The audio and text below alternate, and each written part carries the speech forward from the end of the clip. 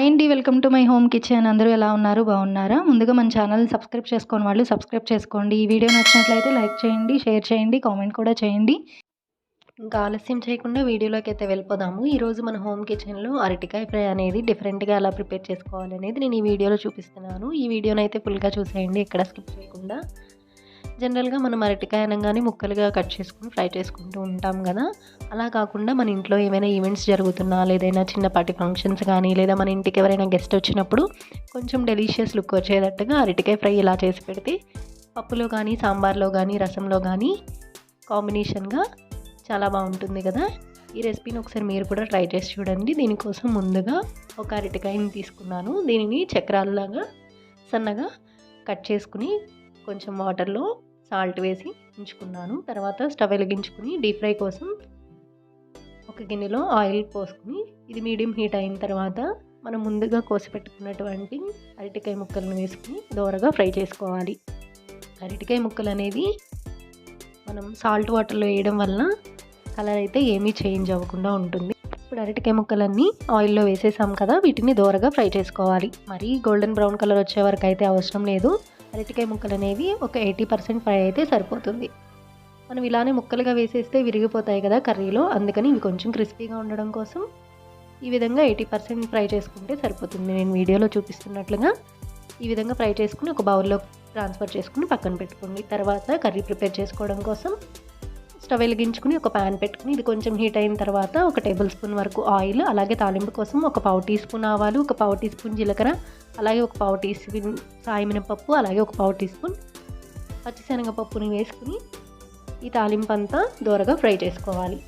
తాలింపు చేసేటప్పుడు ఎప్పుడు స్టవ్ని లో టు మీడియం ఫ్లేమ్లో మాత్రమే పెట్టుకుని తాలింపు చేసుకోండి. తర్వాత చిన్నగా కట్ చేసి పెట్టుకున్నటువంటి 2 రెమ్మల కరివేపాకును కూడా యాడ్ చేసుకోండి.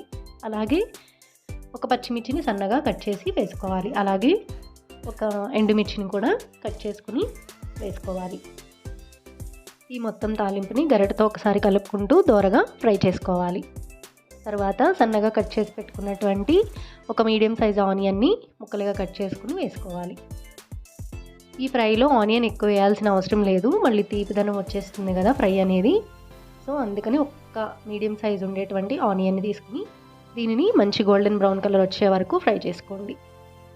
ఆనియన్ అనేది మంచిగా ఫ్రై అయితేనే ఫ్రైస్లో కానీ కర్రీస్లో కానీ స్వీట్నెస్ అనేది ఉండదు. తర్వాత దీనిలో పావు టీ స్పూన్ వరకు పసుపు, అలాగే రుచికి తగినంత సాల్ట్, నేనైతే ఒక 1/2 టీ స్పూన్ వరకు సాల్ట్ యాడ్ చేశాను. తర్వాత దీనిని ఒకసారి గరిటెతో కలుపుకోవాలి. ఈ ఆనియన్స్ అనేవి మంచి గోల్డెన్ బ్రౌన్ కలర్ వచ్చే వరకు ఫ్రై చేసుకుంటే టేస్ట్ అనేది బాగుంటుంది. ఆనియన్స్ని ఫ్రై చేసుకునేటప్పుడు కూడా స్టవ్ని లో ఫ్లేమ్లో మాత్రమే పెట్టుకుని ఫ్రై చేసుకోండి. తర్వాత ఇందులో మనం ముందుగా డీప్ ఫ్రై చేసి పెట్టుకున్నటువంటి అరటికాయ ముక్కల్ని వేసుకోవాలి.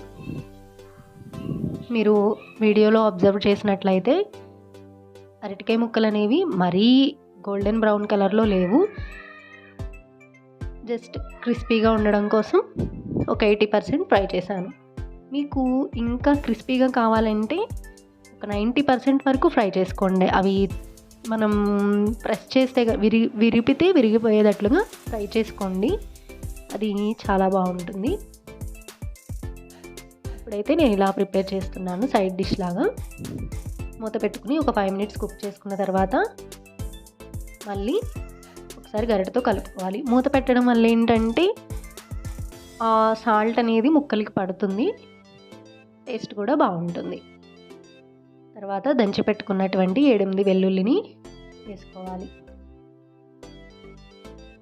వెల్లుల్లి అనేది ఫ్రైస్కి మంచి ఫ్లేవర్ని అయితే ఇస్తుంది కదా. సో 7-8 వెల్లుల్లి, అలాగే ఒక 1/2 టీ స్పూన్ వరకు కారంని యాడ్ చేసుకుని మరి ఒకసారి గరిటెతో కలుపుకోవాలి. మనం ఆయిల్లో డీప్ ఫ్రై చేయకుండా అరటికాయ ముక్కలు కనుక వేసేస్తే అది ప్యాన్ కత్తుకుపోతూ ఉంటుంది, అది స్టిక్కీగా ఉంటుంది కదా. సో అందుకని మనం ఆయిల్లో డీప్ ఫ్రై చేసుకుని ఇలా చేసుకుంటే ప్యాన్కి కూడా అతుక్కోదు, అలాగే చక్కగా పొడిగా ఫ్రై అనేది వస్తుంది. అండ్ ఆయిల్ కూడా ఎక్కువేం పట్టదండి. మరొకసారి మూత పెట్టుకుని ఒక ఒక 2 మినిట్స్ వరకు కుక్ చేసుకోవాలి. మరీ ఎక్కువసేపు మూత పెట్టొద్దు, మళ్ళీ తేమ వచ్చేస్తుంది కదా. ఒక 2 మినిట్స్ పెట్టుకుని తర్వాత మళ్ళీ గరిటెతో కలుపుకుంటూ ఫ్రై చేసుకోవాలి. తర్వాత దీనిలో సన్నగా తరిగి పెట్టుకున్నటువంటి కొత్తిమీర, అలాగే ఒక అర టీ స్పూన్ వరకు వేయించిన ధనియాల పొడి, అలాగే ఒక పావు టీ స్పూన్ గరం మసాలా పౌడర్ని వేసుకుని మరొక 5 మినిట్స్ ఫ్రై చేసుకోవాలి. ఈ విధంగా ఫ్రై చేసేటప్పుడు స్టవ్ని లో టు మీడియం ఫ్లేమ్లో పెట్టుకుని మూత పెట్టకుండా గరిటెతో మధ్య మధ్యలో కలుపుకుంటా ఫ్రై చేసుకోవాలి. ఇంకా మూత పెట్టారంటే ఇది మూతకి స్టీమ్ అవుతుంది కదా, అది వాటర్ ఫామ్ అయిపోయి మెత్తదనం వచ్చేస్తాయి, క్రిస్పీగా ఉండదు. అందుకని ఈ విధంగా గరిటెతో తిప్పుకుంటూ ఫ్రై చేసుకోవాలి. ఫైనల్గా మన అరటికాయ ఫ్రై అయితే రెడీ అయిపోయింది. దీనిని ఒక బౌల్లోకి తీసుకుని ట్రాన్స్ఫర్ చేసుకుంటే వేడి వేడి అన్నంలోకైనా లేదా రసంలోకి, సాంబార్లోకి, పప్పులోకి సైడ్ డిష్గా చాలా బాగుంటుంది. మీరు కూడా ఈ విధంగా ఒకసారి ట్రై చేసి చూడండి. టేస్ట్ అయితే చాలా అంటే చాలా బాగుంటుంది. అలాగే ఈ వీడియో మీకు కూడా యూజ్ అవుతుంది అనుకుంటున్నాను. ఈ వీడియో మీకు నచ్చినట్లయితే లైక్ చేయండి, షేర్ చేయండి, సబ్స్క్రైబ్ చేసుకోండి. Thank you for watching.